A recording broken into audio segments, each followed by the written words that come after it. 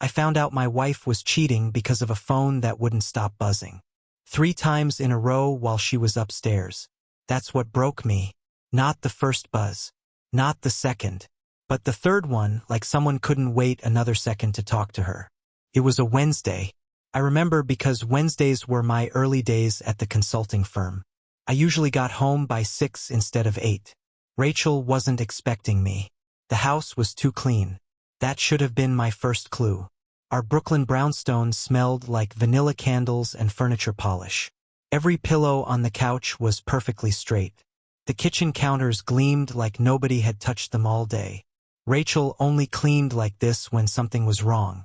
When her mom got sick last year, I came home to find her scrubbing the bathroom tiles at midnight. When she didn't get that promotion she wanted, she reorganized our entire closet. Cleaning was her tell. I just didn't know what she was telling me yet. "Hey, you're home early," she said, walking out of the kitchen with her phone in her hand. She was smiling, but it was the smile she used for clients. Professional. Practiced. Not real. "Traffic was light," I said, setting my bag down by the door. She nodded and looked back at her phone. Her thumb moved across the screen. Then she turned it face down on the counter. That was new. Rachel never hid her phone from me. We'd been married for 7 years. We knew each other's passwords. We left our phones lying around like they were nothing special. But now she was placing it face down, carefully, like it mattered where it was. "How was your day?" I asked, loosening my tie. "Good. Busy. The Henderson campaign is killing me." She walked back toward the kitchen. "Are you hungry? I can make something." I'm okay. I wasn't okay. Something felt off. The air in our house felt different. Like when you walk into a room right after people stop talking about you. You can't prove anything happened, but you know it did. I sat down on the couch and pulled out my own phone. Work emails. Nothing important. I scrolled through them without reading. I was listening instead. Rachel was in the kitchen opening cabinets. The water ran. A pot clanged against the stove. Normal sounds. Everything was normal. Except it wasn't. She came back with 2 glasses of wine. Red. The expensive kind we saved for weekends. It was Wednesday. "I thought we could use this," she said, handing me a glass. "What's the occasion?" No cachen. Just felt like it. We sat together on the couch. She tucked her legs under her and turned toward me. She asked about my day. I told her about a difficult client meeting. She nodded in all the right places.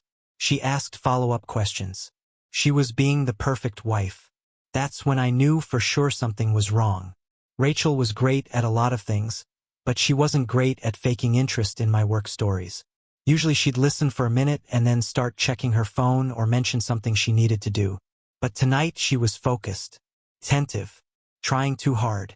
Her phone was still on the counter, face down, where she'd left it. "I should start dinner," she said after finishing her wine. She stood up and walked toward the kitchen. "I can help," I offered. "No, it's fine. Just relax." I watched her move around the kitchen. She pulled out vegetables, started chopping. Her phone sat on the counter next to the cutting board. She glanced at it twice while cutting an onion. Not long glances, just quick checks to see if the screen had lit up. It hadn't. Then she went upstairs to get something. I heard her footsteps on the stairs. The bedroom door opened and closed. Water ran in the bathroom. That's when her phone started buzzing. The first time I looked at it but didn't move. It buzzed 3 times, then stopped. A text message. The screen stayed dark because it was face down. 30 seconds later, it buzzed again. Same pattern. 3 short buzzes. I stood up, walked toward the counter, stared at the phone like it might explode. The third time it buzzed, I picked it up. The screen lit up with a message preview. I didn't have to unlock it to see what it said. "Already counting the hours until tomorrow. You're all I think about." Below that was a heart emoji. Red. Simple. Devastating. No name. Just a heart. My hands didn't shake. That surprised me. I thought they would. I thought I'd feel anger or shock or something big and overwhelming. But I didn't. I felt calm. Cold.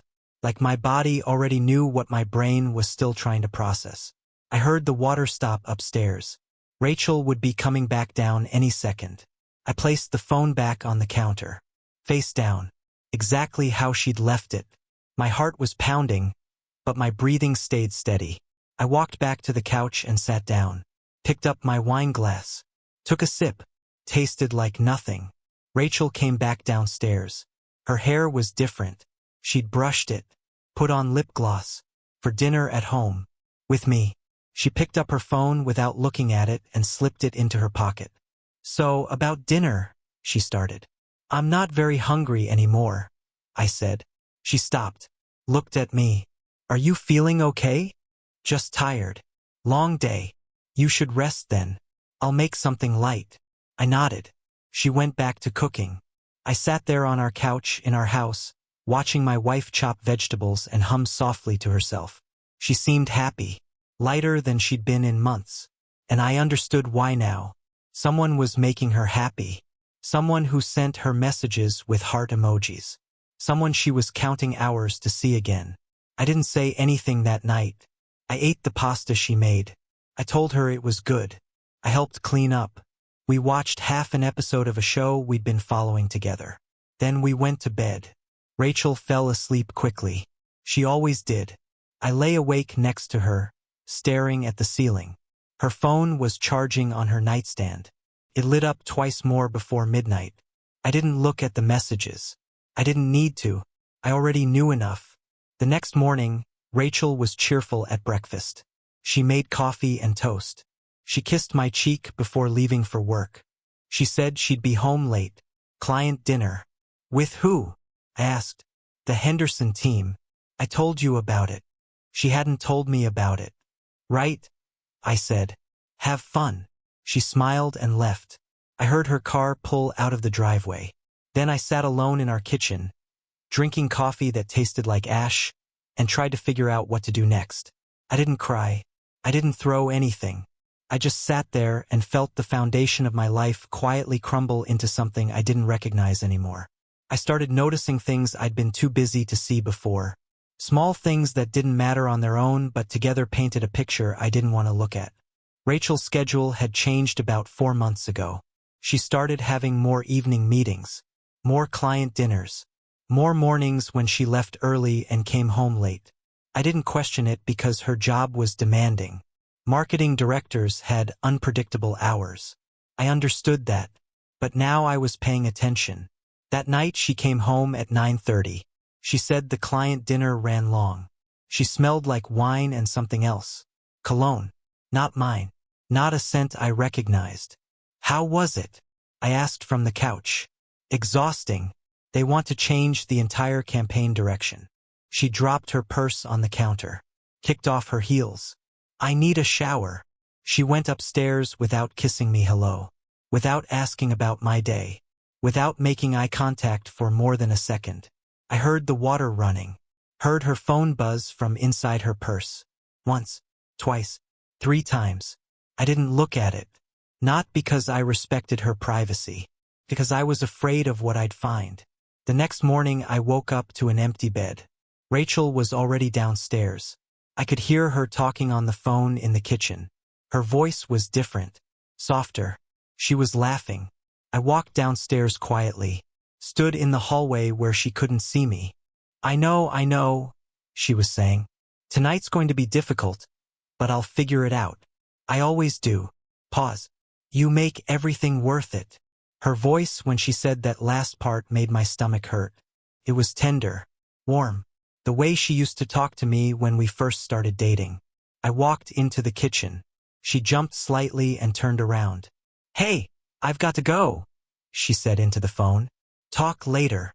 She hung up fast. Too fast. "Who was that?" I asked. "Just work stuff. Henderson campaign." "On a Friday morning?" "They're very demanding clients." She poured herself coffee. Her hands were shaking slightly. "What do you want for breakfast?" "I'm not hungry." She looked at me then. Really looked. "Are you okay? You've been quiet lately." I'm fine. "You sure?" "Yeah." I wasn't fine. I was watching my marriage dissolve in real time and pretending everything was normal. That weekend Rachel said she had to work Saturday afternoon. Campaign emergency. She'd be gone a few hours. She left at noon. Dressed nicer than she needed to for work. Perfume. Makeup done carefully. She checked her reflection 3 times before walking out the door. I sat in our living room and stared at the wall. 3 hours turned into 6. She came home at 6:15 with takeout Chinese food and an apology. "I'm so sorry. Everything took longer than expected." She set the food on the counter. "I got your favorite." Kung po chicken. She remembered. That somehow made it worse. We ate dinner together. She talked about work. About her boss who was impossible to please. About a coworker who was getting divorced. She didn't mention where she'd really been. Who she'd really been with. I wanted to ask. The question sat in my throat like a stone. But I didn't ask because part of me still wanted to be wrong. Part of me wanted to believe my wife wouldn't do this to us. Sunday she suggested we go to brunch. Our favorite place in Park Slope. We used to go every weekend when we first moved to Brooklyn. Then life got busy and we stopped. Now she wanted to go again. We sat across from each other in a booth by the window. Ordered coffee and pancakes. She reached across the table and took my hand. "I feel like we haven't connected lately," she said. I looked at our hands together. Her wedding ring caught the light. "Yeah," I said. "We should make more time for each other. Do things like this more often." "Okay. I love you," she said. I looked at her face. Tried to find the lie in it. But she looked sincere. Her eyes were soft. Her smile was real. "I love you too," I said. And I meant it. That was the worst part. I still loved her even though I knew what she was doing. We finished brunch. Walked home holding hands. Spent the afternoon watching movies on the couch. She fell asleep with her head on my shoulder. I stroked her hair and wondered how long she'd been living 2 different lives. Monday she was back to her new normal. Early morning. Late night. Phone always in her hand or nearby. Always face down. Tuesday I decided to test something. I suggested we have dinner together. No TV. No phones. Just us. She hesitated for half a second. Then smiled. "That sounds nice." We made pasta together. Drank wine. Talked about things that didn't matter. She kept glancing toward the counter where her phone was charging. Every few minutes her eyes would drift that direction. "Expecting an important call?" I asked. "What?" "No. Just habit, I guess." She laughed. It sounded forced. Her phone buzzed. She stood up immediately. "I should check that. Might be work." "It's 8 o'clock." "I know. But the Henderson campaign, right? The Henderson campaign." She picked up her phone. "Read the message." Her face changed. Softened. A small smile appeared and disappeared in less than a second. "Everything okay?" I asked. "Yeah. Just a colleague confirming tomorrow's meeting." She put the phone in her pocket. Sat back down. But she was different now. Distracted. Her mind somewhere else. We finished dinner in near silence. She helped clean up, then said she was tired and going to bed early. It was 8:30. I stayed downstairs. Sat in the dark living room. Tried to remember when things changed between us. When I stopped being enough. We'd been happy once. I was sure of that. We laughed together. Made plans. Talked about buying a bigger house someday. Maybe having kids. When did that future disappear? Was it gradual or sudden? Did I miss warning signs or were there none to miss? I thought about confronting her. Asking directly. But what would I say? "I saw a text message? I don't like how you've been acting." That felt weak. Paranoid. So I waited. Watched. Collected evidence I didn't want. The next day I left work at lunch and drove past her office building. Her car was in the parking garage. I felt stupid doing it. Like some jealous husband in a bad movie. But I couldn't stop myself. I went back to work. Tried to focus. Failed. That evening Rachel came home at her usual time. We ate leftovers. Watched TV. Went through the motions of being married. The following day I told her I had a late meeting. I didn't. I sat in my car down the street from our house and waited. At 7:15 a car pulled up. Black sedan. Expensive. A man got out. Tall. Well-dressed.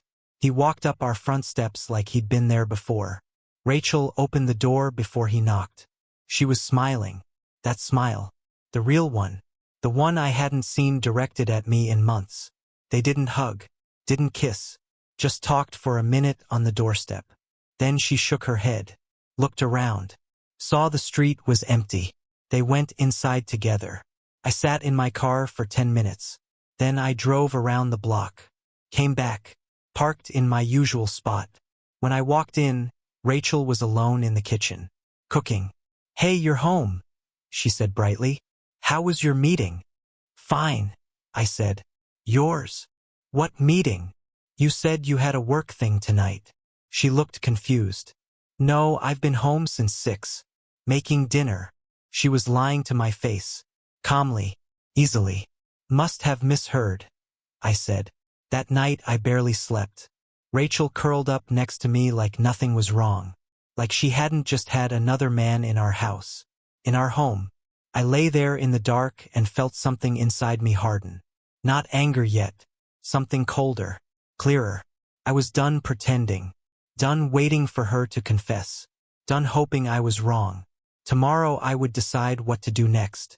But tonight I would let myself feel the full weight of what was happening.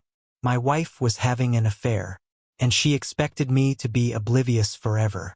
I stopped her from leaving the house the next morning. Not physically. I just asked her to sit down for a minute before she left for work. "We need to talk," I said. Rachel froze with her hand on the door handle. Her whole body went stiff. She turned around slowly. "About what?" "Us." She set her purse down. Walked to the couch. Sat on the edge like she might need to run any second. "Okay," she said quietly.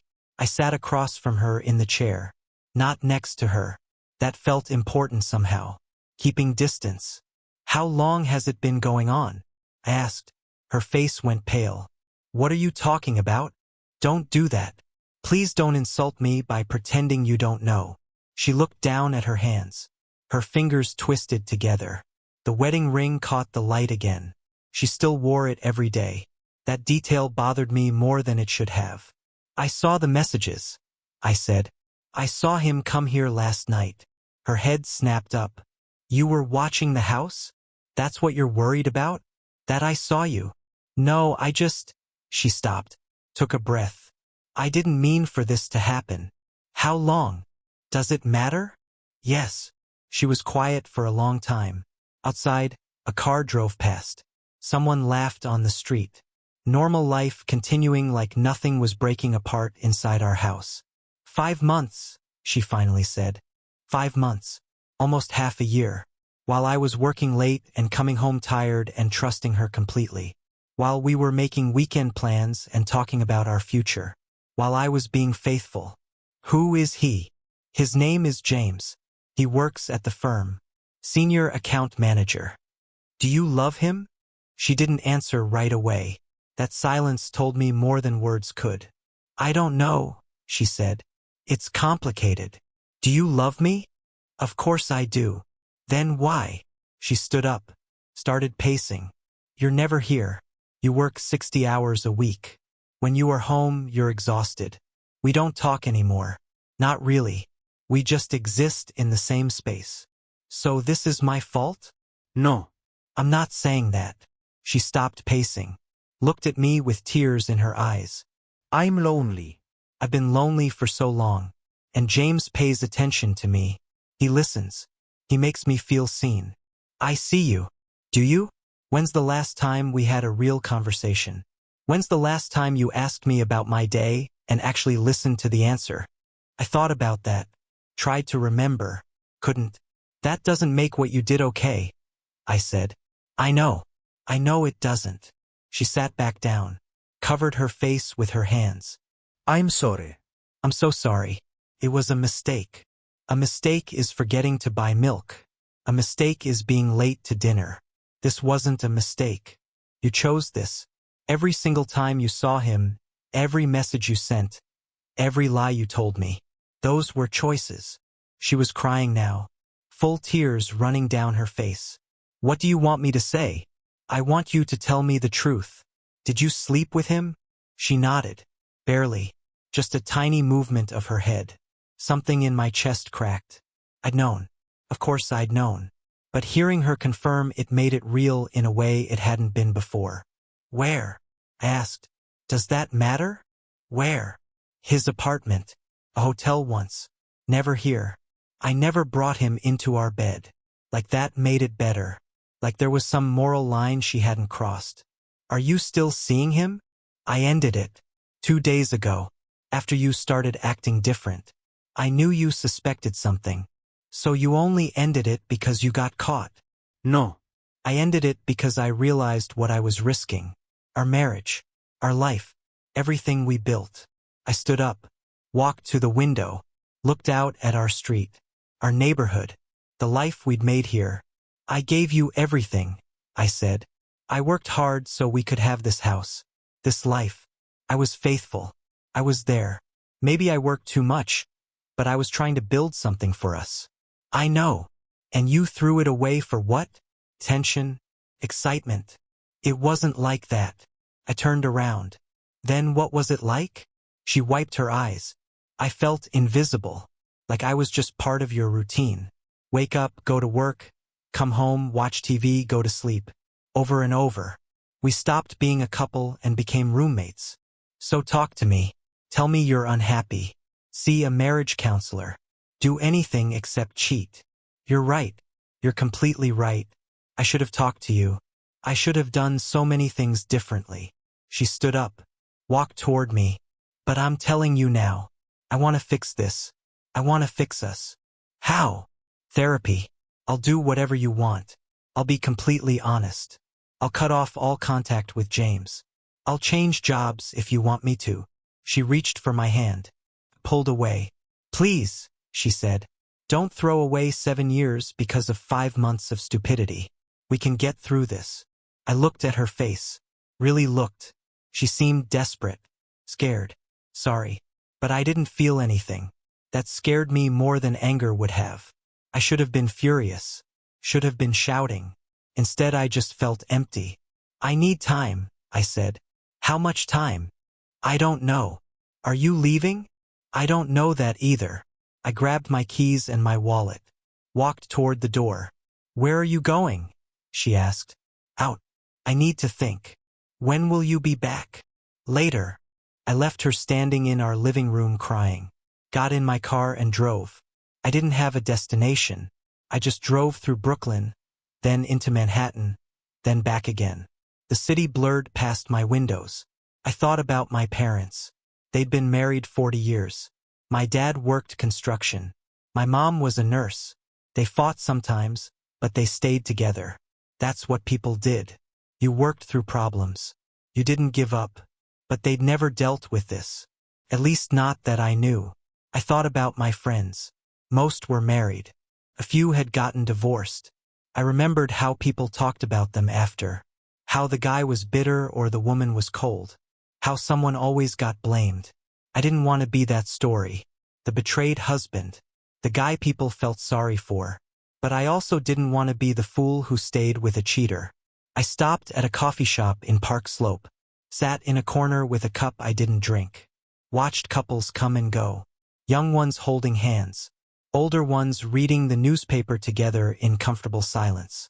Had Rachel and I ever been like that? Happy without trying? My phone buzzed. A text from her. "Please come home. We need to talk more." I didn't respond. Another text 5 minutes later. "I love you. Whatever you decide. I need you to know that." I turned off my phone.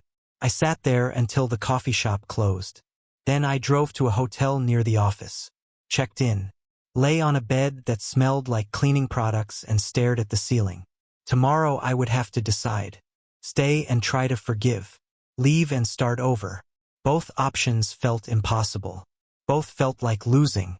I'd built my whole adult life around Rachel. Our home. Our routines. Our plans. Without her, who was I? What did I even want? But with her I'd always wonder. Every time she was late. Every time her phone buzzed. Every time she smiled at a message, I'd wonder if she was lying again. That wasn't a marriage. That was a prison. Sleep didn't come. I lay there all night, my mind running in circles. By the time light came through the hotel curtains, I still didn't have an answer. But I knew I couldn't keep doing this. Living in uncertainty. Waiting for her to hurt me again. I had to choose. And whatever I chose would hurt. I went back home 3 days later. Not because I'd forgiven her. Because I needed to see her face when I said what I'd decided. Rachel was in the kitchen when I walked in. She'd been crying. I could tell by her eyes. Red and swollen. She probably hadn't slept much either. "You came back," she said. Relief flooded her voice. "I came to talk." The relief faded. She knew. Somehow she already knew. We sat at the kitchen table. The same table where we'd eaten 1,000 meals together. Where we'd laughed and argued and planned our lives. "I can't do this," I said. "Can't do what?" "Stay. Forgive. Move on. Any of it." Her hands gripped the edge of the table. "Please don't say that. I've thought about it. I really have. I tried to imagine us getting past this. Going to therapy. Rebuilding trust. And maybe some people can do that. Maybe for some couples it works. It can work for us." No. "It can't." I kept my voice calm, steady. "Because every time I look at you now, all I see is what you did. Every time you're late coming home, I'll wonder where you really are. Every time your phone buzzes, I'll wonder who's texting you. That will fade. With time, it'll get better. Maybe. But I'll never trust you the same way again. And I don't want to live like that. Checking up on you. Being suspicious. That's not a marriage. That's a nightmare." Tears ran down her face. "So you're just giving up? We had 7 good years. Doesn't that count for something?" "It counts for a lot. Those years meant everything to me. But they're over now. You ended them when you chose him. I chose you. I ended it with James. I'm choosing you right now." I shook my head. "You're choosing safety. You're choosing the life we built. But you're not choosing me. If you'd chosen me, you never would have started with him in the first place. That's not fair." "Maybe not. But it's true." She reached across the table for my hand. This time I let her take it. One last time. "I love you," she said. "I know I messed up. I know I hurt you. But I love you. That has to mean something." "It does mean something. It means this is harder than it would be if I hated you." I pulled my hand back gently. "But love isn't enough. Not when there's no trust. Not when there's no respect. I respect you. You slept with another man in his apartment. In a hotel. You lied to me every day for 5 months. That's not respect." She put her head in her hands. Her shoulders shook with sobs. I sat there and watched her cry. Part of me wanted to comfort her. Old habits. 7 years of being the person who made her feel better. But I wasn't that person anymore. She'd made sure of that. "I'll stay somewhere else for a few days," I said. "Give you time to figure out what you want to do. The house is in both our names, but I'll buy you out if you want. Or you can buy me out. We can work that out later." "You're really doing this?" "Yes. Just like that. 7 years and you're walking away." "I'm not the one who walked away. You did that months ago. I'm just accepting it." I stood up. She stood too. Grabbed my arm. "Please, give me another chance. I'll prove to you that I can be better. That we can be better." I looked at her. Really looked. And I saw someone I used to know. Someone I used to love without question. But that person was gone now. Or maybe she'd never existed the way I thought she did. "I hope you find what you're looking for," I said. "I really do. But it's not going to be with me." I pulled my arm away gently. Walked to the bedroom. Started packing my clothes into the suitcase I'd left there. Rachel followed me. Stood in the doorway watching. "Where will you go?" she asked. "I'll figure it out. This is your home too." It was. Now it's just a house where bad things happened. I packed quickly, efficiently, took only what I needed. The rest could wait. When I finished, I looked around the bedroom one last time. At the bed where we'd slept beside each other for years. At the dresser with our wedding photo on top. at the closet still half full of my clothes. None of it felt like mine anymore. I picked up my suitcase and walked past Rachel, down the stairs, through the living room, to the front door. She followed me the whole way, silent now, out of words, out of arguments. At the door I turned around. "I don't hate you," I said. "I want you to know that. I'm not leaving because I hate you. I'm leaving because staying would mean hating myself." "I'm sorry," she whispered, "for everything. I'm so sorry. I know you are, but sorry doesn't fix this." I walked out, got in my car, drove away from the house we'd shared, from the life we'd built, from the future we'd planned.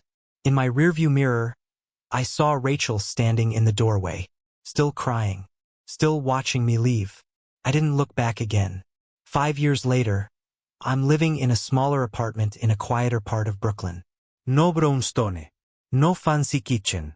Just a simple one-bedroom with good light and no memories attached. I rebuilt my life piece by piece, found a new routine, made new friends, started dating again when I was ready. The first couple years were hard. I won't lie about that. There were nights I almost called Rachel, almost gave in to the loneliness and went back. But I didn't, because I remembered why I left. Not because of what she did, but because of who I would have become if I stayed. I would have become smaller, quieter, always watching, always waiting for the next betrayal. That wasn't living. That was just surviving. Now I wake up in my small apartment and feel at peace. Nobody's lying to me. Nobody's making me question my worth. Nobody's choosing someone else while pretending to choose me. I date sometimes. Nice women. Honest conversations. No rush to make anything serious. I'm learning to trust again, but carefully, slowly. I saw Rachel once about 6 months ago. She was at a coffee shop with a guy. Not James. Someone new. They looked comfortable together. Happy, maybe. I didn't feel jealous. Didn't feel angry. Just felt nothing. Like seeing a stranger who happened to look familiar. She didn't see me. I left before she could. People ask me sometimes if I regret leaving. If I think I should have tried harder to make it work. I tell them no. I don't regret it. Because staying would have meant accepting less than I deserved. It would have meant teaching myself that loyalty and trust don't matter as long as someone says sorry. I deserve better than that. Everyone does. My life isn't perfect now. I still work too much. I still come home to an empty apartment most nights. I still wonder sometimes what might have been if Rachel had made different choices. But I'm not bitter. I'm not broken. I'm just someone who learned that love without respect is just a pretty word for settling. And I'm done settling. I chose myself, my dignity, my peace. And that choice, painful as it was, gave me back something more valuable than any relationship ever could. It gave me back myself.